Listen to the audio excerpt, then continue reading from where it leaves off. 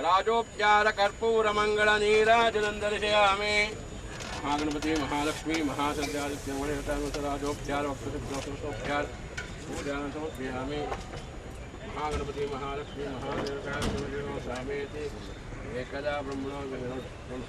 It's very exciting. It's a very different experience for me. ಯಾಕಂದರೆ ಅಕ್ಕ enter ಮಾಡಿರುವಾಗ ಅವ್ರು ಯಾರು ಗೈಡೆನ್ಸ್ ಇರಲಿಲ್ಲ, ಯಾರು ಸಪೋರ್ಟ್ ಮಾಡೋಕ್ಕಿರಲಿಲ್ಲ, ಅವ್ರು ಒಬ್ಬರೇ ಎಂಟರ್ ಮಾಡಿದ್ದು.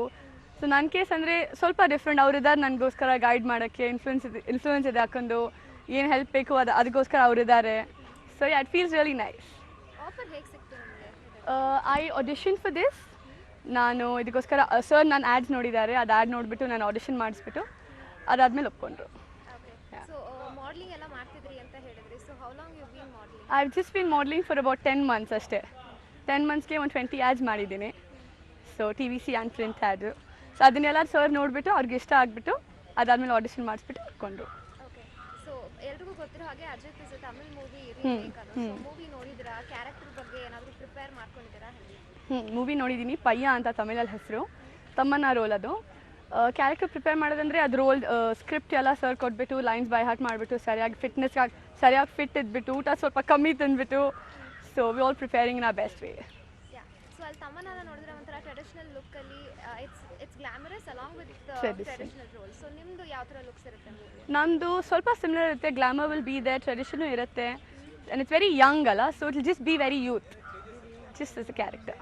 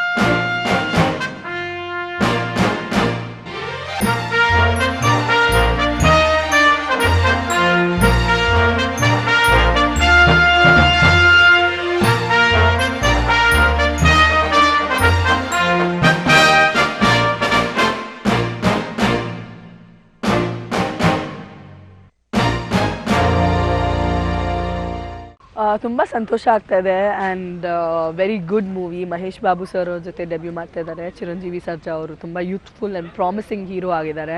ಸೊ ಈಗ ಎರಡು ತಂಗಿರು ಇಂಡಸ್ಟ್ರಿಯಲ್ಲಿ ರಾಕ್ ಆ್ಯಂಡ್ ರೋಲ್ ಮಾಡೋದಕ್ಕೆ ರೆಡಿ ಆಗಿದ್ದೀವಿ. ಟಿಪ್ಸ್ ನಿಜವಾಗ್ಲೂ ನಾನು ಏನು ಕೊಡೋಲ್ಲ. ತುಂಬ ಸಿನ್ಸಿಯರಾಗಿ ಕೆಲಸ ಮಾಡಿ, ಯಾರಿಗೂ ತೊಂದರೆ ಕೊಡಬೇಡಿ, ಕರೆಕ್ಟ್ ಟೈಮಿಗೆ ಹೋಗಿ ಕರೆಕ್ಟ್ ಟೈಮಿಗೆ ರಿಟರ್ನ್ ಬನ್ನಿ, ಕರೆಕ್ಟಾಗಿ ಎಕ್ಸಸೈಸ್ ಮಾಡಿ, ಕರೆಕ್ಟಾಗಿ ಡಯಟ್ ಮಾಡಿ, ತುಂಬ ಆನೆಸ್ಟ್ ಆ್ಯಂಡ್ ಸಿನ್ಸಿಯರಾಗಿ ಕೆಲಸ ಮಾಡಿದ್ರೆ ಯಾರಿಗೂ ತೊಂದರೆ ಕೊಡದೆ ಡೆಫಿನೆಟ್ಲಿ ಇಂಡಸ್ಟ್ರಿಯಲ್ಲಿ ಚೆನ್ನಾಗಿ ಆಕ್ಸೆಪ್ಟ್ ಆಗ್ತೀವಿ ಅಂತ ನನಗೆ ನಂಬಿಕೆ ಇದೆ. ಆ್ಯಂಡ್ ಅದಕ್ಕಿಂತ ಜಾಸ್ತಿ ತುಂಬ ಚೆನ್ನಾಗಿ ಪರ್ಫಾರ್ಮೆನ್ಸ್ ಮಾಡಬೇಕು. ಕ್ಯಾಮ್ರಾ ಮುಂದೆ ಇದ್ದಾಗ ಆ ಕ್ಯಾರೆಕ್ಟರ್ನ ತುಂಬ ಚೆನ್ನಾಗಿ ಅರ್ಥ ಮಾಡಿಕೊಂಡು ತುಂಬ ನೀಟಾಗಿ ಪರ್ಫಾರ್ಮೆನ್ಸ್ ಮಾಡಬೇಕು. ಪರ್ಫಾರ್ಮೆನ್ಸಲ್ಲೇ ಎಲ್ಲ ಆಡಿಯನ್ಸ್ ಮನಸ್ಸು ಗೆಲ್ಲಬೇಕು.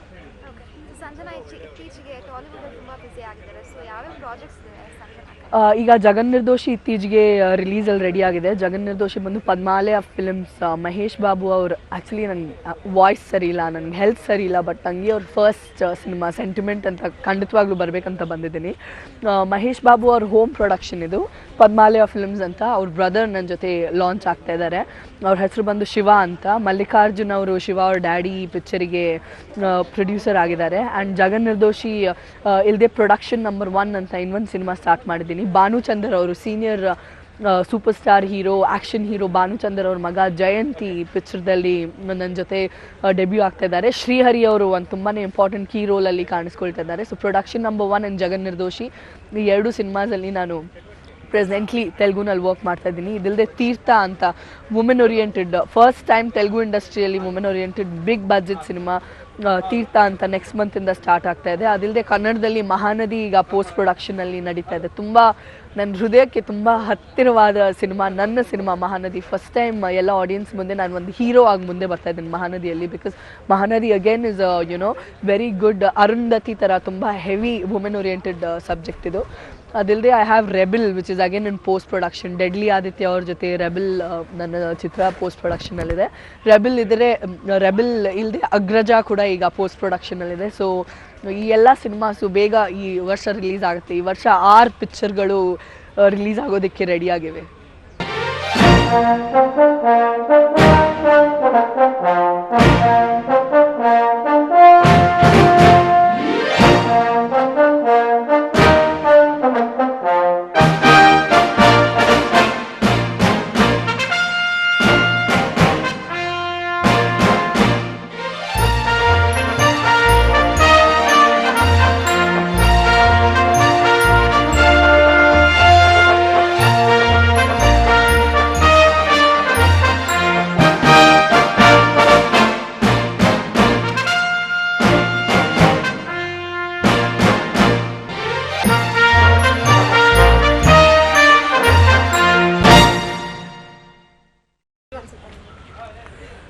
ಏನು ಮಾಮೂಲಿ ಸಿನಿಮಾ ಮಾಡೋದೇ ನಮ್ಮ ಕೆಲಸ, ನಮ್ಮ ಪ್ರೊಫೆಷನ್. ಡೈರೆಕ್ಟರ್ ಅದೇ ಸಿನಿಮಾ ಮಾಡಬೇಕು, ಪ್ರೊಡ್ಯೂಸರ್ ಬಂದು ಕೇಳಿದಾಗ ಒಳ್ಳೆ ಸಿನಿಮಾ ಮಾಡಿಕೊಡ್ಬೇಕು ನಾವು, ಅಷ್ಟೇ ನಮ್ಮ ಕೆಲಸ ಮಾಡ್ತಾಯಿದ್ದೀವಿ ಅಷ್ಟೇ. ಪ್ರೇಮಡ್ ಆದಮೇಲೆ ಇನ್ನೊಂದು ಸಿನಿಮಾ ರಿಮೇಕ್ ಬಂದು ಸ್ಟ್ರೈಟ್ ಮಾಡೋಣ ಅಂದ್ಕೊಂಡಿದ್ದೆ. ಬಟ್ ಸಿನಿಮಾ ಮಾಡೋಕ್ಕೆ ಮುಖ್ಯ ಉದ್ದೇಶ ಚಿರು ಮತ್ತು ಪ್ರೊಡ್ಯೂಸರು. ಚಿರು ನನಗೆ ತುಂಬ ಪರಿಚಯ, ನಾನು ಚಿರು ಸಿನಿಮಾ ಮಾಡಿದ್ದೆ. ಆಮೇಲೆ ಅವ್ನು ನಿಮ್ಮ ಮಹೇಶಣ್ಣ ನೀವು ಸಿನಿಮಾ ಮಾಡಬೇಕು ಅಂತ ಹೇಳ್ದೆ. ಆಮೇಲೆ ಪ್ರೊಡ್ಯೂಸರ್ ಬಂದು ನೀವು ಮಾಡಿದ್ರೆ ಚೆನ್ನಾಗಿರುತ್ತೆ ಸರ್ ಸಿನಿಮಾ ಅಂತ ಹೇಳಿದ್ರು. ಆ್ಯಕ್ಚುಲಿ ಮುಂಚೆ ಯಾರು ಡೈರೆಕ್ಟರ್ ಫಿಕ್ಸ್ ಆಗಿದ್ರು, ಬಟ್ ಅವ್ರು ಯಾವುದೋ ತಮಿಳ್ ಡೇಟ್ಸ್ ಪ್ರಾಬ್ಲಮಿಂದ ಮಾಡೋಕ್ಕಾಗಲ್ಲ, ಪುರುಷೋತ್ತಮ್ ಅಂತ. ಅವರು ಅದಾದಮೇಲೆ ನನ್ನನ್ನು ಬಂದು ಕೇಳಿದ್ರು, ನೀವು ಮಾಡೋದು ಚೆನ್ನಾಗಿರುತ್ತೆ ಸರ್ ಅಂತ. ಸರ್, ಒಬ್ಬ ಪ್ರೊಡ್ಯೂಸರ್ ಡೈರೆಕ್ಟರ್ನ ಬಂದು ಸಿನಿಮಾ ಮಾಡಿಕೊಡಿ ಅಂತ ಕೇಳೋದೇ ಕಷ್ಟದ ಪರಿಸ್ಥಿತಿ ಈಗಿನ ಸಿಚುವೇಷನ್ಲಿ. ಡೈರೆಕ್ಟರ್ಗಳೇ ಪ್ರೊಡ್ಯೂಸರ್ನ ನೋಡ್ಕೊಬೇಕಾದ ಪರಿಸ್ಥಿತಿ. ನಿಜವಾಗ್ಲೂ ಖುಷಿಯಾದ ಸಮಾಚಾರ. ಅದಕ್ಕೋಸ್ಕರ ಈ ಸಿನಿಮಾ ಒಪ್ಕೊಂಡೆ. ಗೊತ್ತಿರೋ ಹಾಗೆ ತಮಿಳ್ ಪಯ ಎಸ್ ನೇಟಿವಿಟಿಗೆ ತಕ್ಕಂತೆ ಚೇಂಜಸ್ ಮಾಡ್ಕೊತಿದ್ದೀರಾ ಅಥವಾ ಹೆಂಗೆ? ಇಲ್ಲ, ಮೇಜರ್ ಚೇಂಜಸ್ ಏನಿಲ್ಲ. ಸ್ವಲ್ಪ ಲೆಂತ್ ಇದೆ, ಸ್ವಲ್ಪ ಲೆಂತ್ನ ಚಾಪ್ ಮಾಡಿದ್ದೀನಿ. 2 hours 5 minutes ಸಿನಿಮಾ ಇಳಿಸಿದ್ದೀನಿ. ಕೆಲವು ಎಕ್ಸ್ಟ್ರಾ ಒಂದು ಸ್ವಲ್ಪ ಕಾಮಿಡಿ ಸೀನ್ಗಳನ್ನ ಆ್ಯಡ್ ಮಾಡಿದ್ದೀನಿ ಅಷ್ಟೇ. ಮೇಜರ್ ಚೇಂಜಸ್ ಏನಿಲ್ಲ, ಆ್ಯಸ್ ಇಟ್ ಈಸ್ ಹಂಗೆ ಇರುತ್ತೆ. ಬಟ್ ಆ್ಯಕ್ಟರ್ಗಳು ಬೇರೆ ಇರ್ತಾರೆ, ನಾವು ಅವ್ರ ಕೈಲಿ ಯಾವ ಥರ ಆ್ಯಕ್ಟ್ ಮಾಡ್ತೀವಿ, ಯಾವ ಥರ ಎಮೋಟ್ ಮಾಡ್ತೀವಿ, ಸೆಂಟಿಮೆಂಟ್ ಎಮೋಷನ್ ಅಷ್ಟೇ ಮೋಸ್ಟ್ ಇಂಪಾರ್ಟೆಂಟ್. ಸೊ ತಮಿಳಲ್ಲಿ ಇಡೀ ಸಿನಿಮಾ ಟ್ರಾವೆಲಿಂಗ್ ಎಲ್ಲ ನಡೆಯುತ್ತೆ. Yes yes. ಇಲ್ಲಿ ಯಾವ ಯಾವ ಲೊಕೇಶನ್ಸ್ನ? ಈ ಮೈಸೂರು, ಬ್ಯಾಂಗ್ಳೂರು ಮತ್ತು ಬಾಂಬೆ. ಸೇಮ್ ಬ್ಯಾಂಗ್ಳೂರಿಂದ ಬಾಂಬೆಗೆ ಟ್ರಾವೆಲಿಂಗ್ಗೆ ಸೇಮ್ನೇ ಫಾಲೋ ಮಾಡಿದ್ದೀನಿ.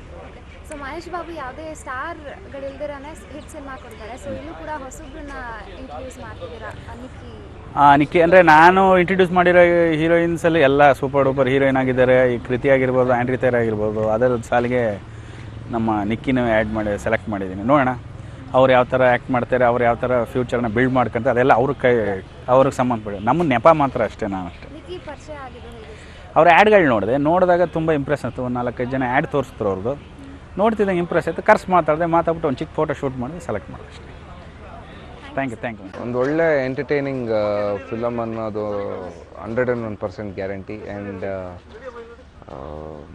ಪಯ್ಯ ರೀಮೇಕ್ ಅಂತ ಹೇಳಿದ ತಕ್ಷಣ ಡಿಟ್ಟೋ ಅದೇ ಥರ ಇರೋದು. ಕ್ಯಾರೆಕ್ಟರೈಸೇಷನ್ ಬೇರೆ ಥರ ಇದೆ. ಆಮೇಲೆ ಕಥೆಯಲ್ಲಿ ತುಂಬಾ ಚೇಂಜಸ್ ಮಾಡಿದ್ದಾರೆ. ಸೊ ಅದಕ್ಕೂ ಇದಕ್ಕೂ ಬೇಜಾನ್ ವ್ಯತ್ಯಾಸ ಇರುತ್ತೆ. ನನ್ನ ಪಾತ್ರ ಅಂತೂ ತುಂಬಾ ಎಂಟರ್ಟೈನಿಂಗ್ ಆಗಿರುತ್ತೆ. ಪ್ರತಿಯೊಬ್ಬರಿಗೂ ಅದು ಇಷ್ಟ ಆಗೋಂಥ ಒಂದು ಪಾತ್ರ ಆಗಿರುತ್ತೆ. ಸೊ ಏನೇ ಇದ್ರೂ the entire credit goes to Mahesh Babu ಅವ್ರಿಗೆ. ಮಜಾ ಸಿಗತ್ತೆ ಈ ಫಿಲಮ್ ವರ್ಕ್ ಮಾಡೋದಕ್ಕೆ. ಪಯ ಸಿನಿಮಾದಲ್ಲಿ ಹೀರೋ ಕ್ಯಾರೆಕ್ಟರ್ ನೋಡಿದ್ರೆ ಓಕೆ, ಇಲ್ಲಿ ಸಿನಿಮಾ ಟ್ರಾವೆಲಿಂಗ್ ಬೇಸ್ಡ್ ನೋಡಿದ್ರೆ, ಸೊ ಸಿನಿಮಾ ಕ್ಯಾರೆಕ್ಟರೈಸೇಷನಲ್ಲಿ ಏನಾದರೂ ಬದಲಾವಣೆ ಆಗುತ್ತಾ? ಸೇಮ್ ಸ್ಕೆಲಿಟನ್ ಅದೇ ಇರುತ್ತೆ, ಟ್ರಾವೆಲಿಂಗ್ ಅನ್ನೋದೆಲ್ಲ ಇದ್ದೇ ಇರುತ್ತೆ. ಬಟ್ ಕ್ಯಾರೆಕ್ಟರಲ್ಲಿ ಅವನು ಒಂಥರ ಹೆಚ್ಚು ಮಾತಾಡ್ತಾ ಇರ್ತಾನೆ, ಏನಂದ್ರೆ ಅದು ಮಾತಾಡ್ತಾ ಇರ್ತಾನೆ, ಬೇರೆ ಥರನೇ ಮಾತಾಡ್ತಾ ಇರ್ತಾನೆ. ಅವಳನ್ನ ಏನಾದರೂ ಮಾಡಿ ಇಂಪ್ರೆಸ್ ಮಾಡಬೇಕಂತ ಏನೇನೋ ಒಂದು ಕೋತಿ ವಿದ್ಯೆ ಎಲ್ಲ ಮಾಡ್ತಾಯಿದ್ರು. ಸೊ ಅದು which is not there in Paiyaa. ಇದರಲ್ಲಿ ಬೇರೆ ಥರನೇ ತುಂಬ ಹೈಪರ್ ಆ್ಯಕ್ಟಿವ್ ಆಗಿರ್ತಾನೆ, ತುಂಬ ಮಾತಾಡ್ತಾ ಇರ್ತಾನೆ, ಎಲ್ಲದಕ್ಕೂ ಏನೋ ಒಂದು ಕೌಂಟ್ರ್ಗಳು ಕೊಡ್ತಾ ಇರ್ತಾನೆ. ಯಾವಾಗಲೂ ಪಟ್ ಪಟ್ ಪಟ್ ಪಟ್ ಅಂತ ಮಾತಾಡೋವಂಥ ಒಂದು ಕ್ಯಾರೆಕ್ಟರ್ ಇದು, ಪ್ರತಿಯೊಬ್ಬರಿಗೂ ಇಷ್ಟ ಆಗೋವಂಥ ಒಂದು ಕ್ಯಾರೆಕ್ಟರ್ ಇದು. ಸೊ ಇದ್ರ ಜೊತೆಗೆ ಪಿಜ್ಜಾ ರೀಮೇಕ್ ವಿಸಿಲ್ ಕೂಡ ಸೆಟ್ ಇರಿದ್ರು ಅಂತ ಹೇಳಿದ್ರು, ಆ ಸಿನಿಮಾ ಬಗ್ಗೆ ಏನು? ಆಲ್ಮೋಸ್ಟ್ ಅದು ಮುಗಿತಾ ಬಂತು. ಅದು ಫಿಲಮು ತುಂಬ ಚೆನ್ನಾಗಿ ಬಂದಿದೆ.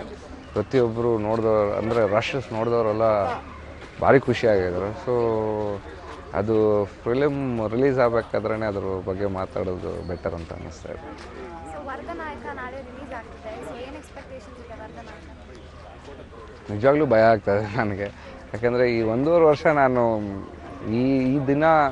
ಈ ದಿನಕ್ಕೋಸ್ಕರ ಕಾಯ್ತಾ ಇದೆ. ಬಟ್ ಇವಾಗ ಈ ದಿನ ಬಂದಿದೆ ಅಂದಾಗ ಇಷ್ಟು ಭಯ ಆಗ್ತಾ ಇರೋದು ನನ್ನ ಫಸ್ಟ್ ಫಿಲಮಲ್ಲೂ ಇಷ್ಟು ಭಯ ಆಗಿರಲಿಲ್ಲ ನನಗೆ.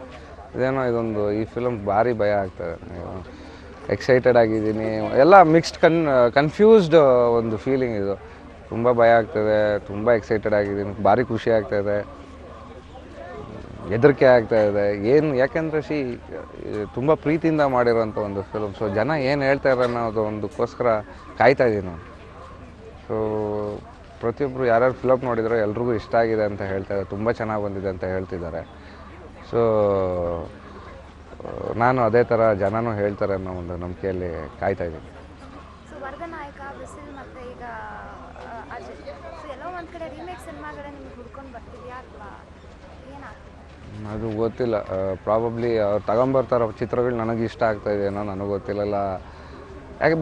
ಯಾಕೆ ರೀಮೇಕ್ ಅನ್ನೋದು ಅಂದರೆ ಆಲ್ಮೋಸ್ಟ್